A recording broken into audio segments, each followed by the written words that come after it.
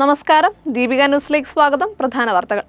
വനിതാ സംവരണ ബില്ലിൽ ലോക്സഭയിൽ കടുത്ത വാക്പോരുമായി ചർച്ച. രൂക്ഷ വിമർശനമാണ് പ്രതിപക്ഷ നേതാവ് രാഹുൽ ഗാന്ധി നടത്തിയത്. രാഷ്ട്രീയ ലക്ഷ്യം നേടാൻ സ്ത്രീകളെ മറയാക്കുകയാണെന്ന് രാഹുൽ പറഞ്ഞു. ഇത് രാജ്യവിരുദ്ധ നീക്കമാണ്. OBC വിഭാഗത്തിന്റെ അവകാശങ്ങൾ നിഷേധിക്കുന്ന അജണ്ടയാണ് ഭരണപക്ഷം നടത്തുന്നതെന്നും രാഹുൽ വിമർശിച്ചു. ഇതോടെ ഭരണപക്ഷം കടുത്ത ബഹളവുമായി സീറ്റിൽ നിന്ന് എഴുന്നേറ്റു. OBC ദളിത് വിഭാഗങ്ങൾക്ക് രാഷ്ട്രീയ അധികാരമില്ലെന്നും രാഹുൽ ആരോപിച്ചു. രാഹുലിന്റെ പ്രസംഗം തടസ്സപ്പെടുത്താൻ പലതവണ ഭരണപക്ഷം ശ്രമിച്ചു. മണ്ഡല പുനർനിർണയത്തിനായി വനിതാ സംവരണം വൈകിക്കരുതെന്ന് ശശി തരൂർ MP പറഞ്ഞു. മണ്ഡല പുനർനിർണയം ദക്ഷിണേന്ത്യൻ സംസ്ഥാനങ്ങളെ ശിക്ഷിക്കുന്നതിന് തുല്യമാണ്.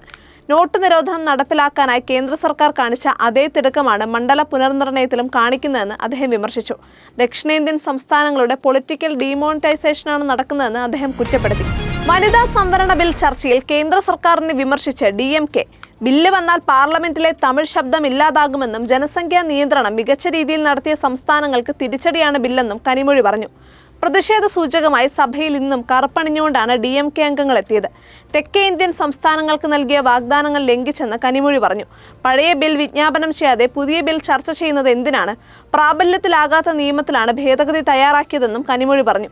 നീതി എന്ന് പറയുന്നത് എല്ലാവരെയും ഒരുപോലെ പരിഗണിക്കുന്നതാണ്. സംസ്ഥാനങ്ങളുമായോ സംസ്ഥാനങ്ങളിലെ മുഖ്യമന്ത്രിമാരുമായോ സംസാരിച്ചിരുന്നോ? രാജ്യത്തെ ജനാധിപത്യ ഭൂപടം മാറ്റിവരയ്ക്കാനാണ് കേന്ദ്ര ശ്രമം. എന്തുകൊണ്ട് തെരഞ്ഞെടുപ്പ് വേളയിൽ ബില്ല് കൊണ്ടുവന്നു? രാജ്യത്തെ വനിതകൾക്ക് ഇന്ന് സംവരണം ആവശ്യമാണ്. നിലവിലെ 543 സീറ്റുകളിൽ സംവരണം നടത്തട്ടെ എന്നും കനിമൊഴി പറഞ്ഞു. IPL ടിക്കറ്റുകൾ അമിത വിലയ്ക്ക് വിറ്റ ചിന്നസ്വാമി ക്രിക്കറ്റ് സ്റ്റേഡിയത്തിലെ ക്യാന്റീൻ ജീവനക്കാരൻ അറസ്റ്റിൽ. സ്റ്റേഡിയത്തിനുള്ളിലെ ശ്രീലക്ഷ്മി ക്യാന്റീനിലെ ജീവനക്കാരൻ ചന്ദ്രശേഖറാണ് പിടിയിലായത്. ബാംഗ്ലൂർ സെൻട്രൽ ക്രൈംബ്രാഞ്ച് ഉദ്യോഗസ്ഥരാണ് ഇയാളെ പിടികൂടിയത്. 180-ലധികം IPL ടിക്കറ്റുകൾ കരിഞ്ചന്തയിൽ 15,000 മുതൽ 19,000 രൂപ വരെ വിലയ്ക്ക് വിൽക്കുന്നതിനിടെയാണ് ഇയാൾ പിടിയിലായത്. ഏപ്രിൽ 15-ന് നടന്ന റോയൽ ചലഞ്ചേഴ്സ് ബാംഗ്ലൂരും ലക്നോ സൂപ്പർ ജയൻസും തമ്മിലുള്ള IPL മത്സരത്തിന്റെ ടിക്കറ്റുകളാണ് ഇയാൾ വിറ്റത്. ഉദ്യോഗസ്ഥർക്ക് ലഭിച്ച രഹസ്യ വിവരത്തിന്റെ അടിസ്ഥാനത്തിലാണ് പരിശോധന നടന്നത്.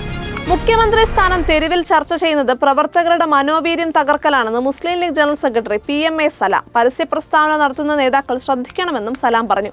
മുഖ്യമന്ത്രിയെ തീരുമാനിക്കണമെങ്കിൽ വോട്ടെണ്ണൽ കഴിയണം. അതിന് ഭൂരിപക്ഷം വേണം. അതിനുശേഷമേ മുഖ്യമന്ത്രി ആരെന്ന ചർച്ച ആവശ്യമുള്ളൂ. കോൺഗ്രസിൽ ഇപ്പോൾ ഇത്തരമൊരു ചർച്ച ഉചിതമായ നടപടിയല്ല. ലക്ഷക്കണക്കിന് UDF പ്രവർത്തകർ നടത്തിയ മഹാത്യാഗത്തെ വിസ്മരിക്കുന്നതാണ് ഇപ്പോഴത്തെ നടപടി. വോട്ടർമാരുടെയും UDF പ്രവർത്തകരെയും നിരാശപ്പെടുത്തുന്ന നടപടിയിലേക്ക് നേതാക്കന്മാർ പോകരുതെന്നും PMA സലാം പറഞ്ഞു. കേരളത്തിന്റെ ചരിത്രത്തിൽ മുൻപും മത്സരിക്കാത്തവർ മുഖ്യമന്ത്രിയായിട്ടുണ്ട്. ഇപ്പോഴത്തെ ചർച്ചകൾ അനവസരത്തിലാണ്. മുഖ്യമന്ത്രി ആരെന്ന് ലീഗിനോട് ആരും ചോദിച്ചിട്ടില്ല. മുഖ്യമന്ത്രിയായി കോൺഗ്രസ് ആരെ ചൂണ്ടിക്കാട്ടിയാലും അംഗീകരിക്കുമെന്നും സലാം കൂട്ടിച്ചേർത്തു. നിയമസഭാ തെരഞ്ഞെടുപ്പിന് പിന്നാലെ കോൺഗ്രസിലെ മുഖ്യമന്ത്രി കസേര ചരടുവലിയിൽ അതൃപ്തി രേഖപ്പെടുത്തി MK രാഘവൻ MP. വോട്ട് എണ്ണിയിട്ടില്ലെന്നും ഭൂരിപക്ഷം കിട്ടിയ ശേഷമേ മുഖ്യമന്ത്രി ആര് എന്ന ചർച്ച പാടുള്ളൂവെന്നും MK രാഘവൻ പറഞ്ഞു. മുഖ്യമന്ത്രി ചർച്ചയ്ക്ക് തുടക്കമിട്ടത് എറണാകുളം DCC അധ്യക്ഷൻ മുഹമ്മദ് ഷിയാസ് ആണ്. ഇതിനായി അദ്ദേഹത്തെ നിയോഗിച്ചത് ആരാണെന്നും രാഘവൻ ചോദിച്ചു. ഇത്തരമൊരു ചർച്ച പാർട്ടിക്ക് ഗുണകരമല്ല. കേരളത്തിൽ ഇത്തരമൊരു രീതി ആദ്യമായിട്ടാണ്. ഇത് ഏത് ഭാഗത്തു നിന്ന് വന്നാലും നല്ല പ്രവണതയല്ല, അപക്വമായിട്ടുള്ള നടപടി കൂടിയാണിത്. ക്ഷേത്രോത്സവ ഘോഷയാത്രക്കിടെ നൃത്തം ചെയ്തവരെ നിയന്ത്രിച്ച പോലീസ് ഉദ്യോഗസ്ഥനെ ആക്രമിച്ച കേസിൽ CPM Vellarada local committee secretary Pradeep Satheesh എന്നിവർ പിടിയിൽ. വെള്ളറട ചൂണ്ടിക്കലാണ് സംഭവം. SI അഭിജിത്തിനെ ആക്രമിച്ച കേസിലാണ് പ്രതികളെ circle inspector Nizamuddin, SI Pratheesh Kumar, civil police officer Jaseem എന്നിവരുടെ നേതൃത്വത്തിൽ പിടികൂടിയത്. ആക്രമണത്തിൽ പരിക്കേറ്റ SIയെ സർക്കിൾ ഇൻസ്പെക്ടർ പ്രസാദ് വെള്ളറട സർക്കാർ ആശുപത്രിയിൽ പ്രവേശിപ്പിക്കാൻ ശ്രമിച്ചെങ്കിലും അവിടെ എത്തിയ CPM അനുഭാവികൾ അനുവദിച്ചില്ല. തുടർന്ന് പാറശാല താലൂക്ക് ആശുപത്രിയിൽ പ്രവേശിപ്പിക്കുകയായിരുന്നു. ഒളിവിൽ കഴിഞ്ഞ അക്രമി സംഘത്തെ വ്യാഴാഴ്ചയാണ് പിടികൂടിയത്. കോടതിയിൽ ഹാജരാക്കിയ പ്രതികളെ റിമാൻഡ് ചെയ്തു. തൊഴിലാളി പ്രക്ഷോഭമുണ്ടായ നോയിഡയിലെത്തിയ CPM നേതാക്കളെ പോലീസ് തടഞ്ഞു. CPM general secretary MA Baby, Amra Ram, R Arunkumar, A Rahim, V Sivadasan തുടങ്ങിയവരാണ് UP പോലീസ് തടഞ്ഞത്. പോലീസ് നടപടിയിൽ പ്രതിഷേധിച്ച് സംഘം റോഡിൽ കുത്തിയിരുന്ന് പ്രതിഷേധിച്ചു. തുടർന്ന് പോലീസ് ഇവരെ ഗൗതം ബുദ്ധ് നഗറിലെ ക്യാമ്പിലെത്തിച്ചു. സമരത്തെ തുടർന്ന് അറസ്റ്റിലായവരെയും അവരുടെ കുടുംബാംഗങ്ങളെയും സന്ദർശിക്കാനും ജില്ലാ കളക്ടറുമായി ചർച്ച നടത്താനുമാണ് സംഘം നോയിഡയിലെത്തിയത്. ക്രമസമാധാന പ്രശ്നം കണക്കിലെടുത്താണ് CPM പ്രതിനിധി സംഘത്തെ തടഞ്ഞതെന്ന് പോലീസ് പറഞ്ഞു. പോലീസിന്റെ നീക്കത്തിൽ ദുരൂഹതയുണ്ടെന്ന് CPM നേതാക്കൾ വ്യക്തമാക്കി. കോതമംഗലം കോട്ടപ്പടിക്ക് സമീപം പാടശേഖരത്തിൽ ജീർണിച്ച നിലയിൽ മൃതദേഹം കണ്ടെത്തി. 2 ആഴ്ചയിലേറെ പഴക്കമുള്ള ജഡമാണ് കണ്ടെത്തിയത്. കോട്ടപ്പടി പഞ്ചായത്തിലെ പുത്തൻകുളം പാടശേഖരത്തിലാണ് മൃതദേഹം കണ്ടെത്തിയത്. രാവിലെ പാടത്ത് പുല്ലരിയാൻ പോയവർ ദുർഗന്ധം വന്നതിനെ തുടർന്ന് നടത്തിയ തെരച്ചിലിൽ മൃതദേഹം കാണുകയായിരുന്നു. സമീപ പ്രദേശമായ വേങ്ങൂരിൽ നിന്ന് 2 ആഴ്ച മുൻപ് തെങ്ങുകയറ്റ തൊഴിലാളിയായ യുവാവിനെ കാണാതായിരുന്നു. ഇയാളെ കേന്ദ്രീകരിച്ചാണ് പോലീസ് അന്വേഷണം നടക്കുന്നത്. ജഡത്തിന് സമീപത്ത് നിന്ന് വാക്കത്തിയും തേങ്ങകളും കണ്ടു. ഫോറൻസിക് സംഘം എത്തി പ്രാഥമിക പരിശോധന പൂർത്തിയാക്കി. പോസ്റ്റ്മോർട്ടത്തിന് ശേഷം കൂടുതൽ വ്യക്തത വരുമെന്നാണ് പോലീസിന്റെ നിഗമനം. JDU നേതാവ് ഹരിവൻഷ് നാരായൺ സിംഗിനെ രാജ്യസഭാ ഉപാധ്യക്ഷനായി തെരഞ്ഞെടുത്തു. 3ാം തവണയാണ് ഹരിവൻഷ് നാരായൺ സിംഗ് തെരഞ്ഞെടുക്കപ്പെടുന്നത്. ഇദ്ദേഹത്തിന്റെ കാലാവധി കഴിഞ്ഞ 9-ന് അവസാനിച്ചിരുന്നു. തുടർന്ന് രാഷ്ട്രപതി നേരിട്ട് അദ്ദേഹത്തെ വീണ്ടും രാജ്യസഭാംഗമായി നാമനിർദ്ദേശം ചെയ്യുകയായിരുന്നു.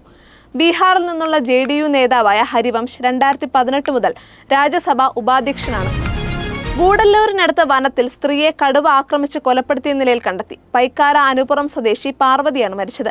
വീടിനടുത്ത് നിന്ന് 2 കിലോമീറ്റർ അകലെ ഉൾവനത്തിലാണ് മൃതദേഹം കണ്ടെത്തിയത്. ഇക്കഴിഞ്ഞ 11-ന് പകൽ കുടുംബകലഹത്തെ തുടർന്ന് വീട് വിട്ടിറങ്ങിയതായിരുന്നു പാർവതി. ബന്ധുവീട്ടിലേക്കായിരിക്കാം പോയിരിക്കുക എന്ന നിഗമനത്തിൽ വീട്ടുകാർ മതിയായ അന്വേഷണം നടത്തിയിട്ടുണ്ടായിരുന്നില്ല. എന്നാൽ പിന്നീടാണ് ബന്ധുവീട്ടിൽ എവിടെയും എത്തിയിട്ടില്ലെന്നറിഞ്ഞത്. പരിഭ്രാന്തരായ ബന്ധുക്കൾ ജനപ്രതിനിധികളുടെയും മറ്റും സഹായം തേടി ബുധനാഴ്ച പോലീസിനെയും വനംവകുപ്പിനെയും വിവരമറിയിച്ചു. തുടർന്ന് പൈക്കാര ഫോറസ്റ്റ് റേഞ്ചർ മഞ്ജുഹാസിനിയുടെ നേതൃത്വത്തിൽ നടത്തിയ അന്വേഷണത്തിൽ ഇവരുടെ വീടിന് സമീപത്തെ തേയിലത്തോട്ടത്തിൽ വന്യജീവിയുടെ കാൽപ്പാടുകൾ കണ്ടെത്തി. തുടർന്നുള്ള തെരച്ചിലിനായി ആന്റി നക്സൽ സ്ക്വാഡിനെയാണ് ചുമതലപ്പെടുത്തിയത്. ഈ സംഘം നടത്തിയ പരിശോധനയിലാണ് ഉൾവനത്തിൽ കർപ്പാകം റിസർവ് വനഭാഗത്ത് പാർവതിയുടെ മൃതദേഹ ഭാഗങ്ങൾ കണ്ടെത്തിയത്. പോസ്റ്റ്മോർട്ടത്തിൽ പാർവതി കടുവയുടെ ആക്രമണത്തിൽ കൊല്ലപ്പെട്ടതാണെന്ന് ഔദ്യോഗികമായി സ്ഥിരീകരിച്ചു. ഇതോടുകൂടി പ്രധാന വാർത്തകൾ അവസാനിച്ചു. സത്യസന്ധമായ വാർത്തകൾ അറിയാൻ ദീപിക ന്യൂസ് ഫോളോ ചെയ്യൂ.